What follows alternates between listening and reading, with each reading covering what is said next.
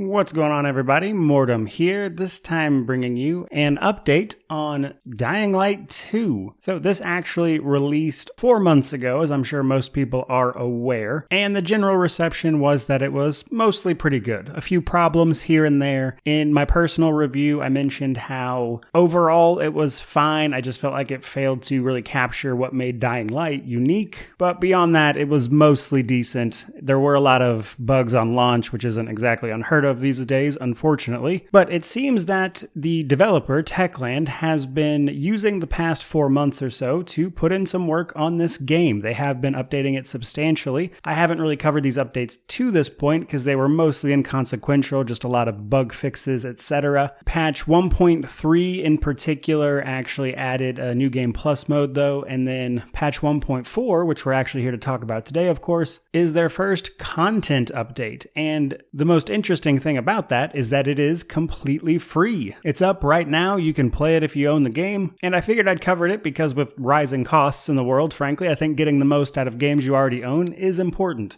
But before we start diving into the details, I wanted to mention that Techland also informed us that this is the first free update in what is a planned 5 years of support for the title. And honestly, any buy-to-play game that doesn't have like subscription fees, etc., that just gives out free content is a pretty cool move. Now, this first chapter is called In the Footsteps of a Night Runner and sees us interacting with a new character known as Harper. He is a former Night Runner, which is a faction that you can meet in-game that has mostly died out. You'll meet him at the Big Fisheye Canteen, and he serves as the link to the new adventure, as they put it. Now, we'll be doing some work for Harper, which then increases our reputation with him, which then allows us to access things associated with the chapter, new weapons, outfits, consumables, all that stuff. These tasks take the form of activities that allow you to take on new special types of zombies or infected, such as the mutated infected, the volatile tyrant, and the volatile hive, which are some that were announced with this particular update. In addition to this, the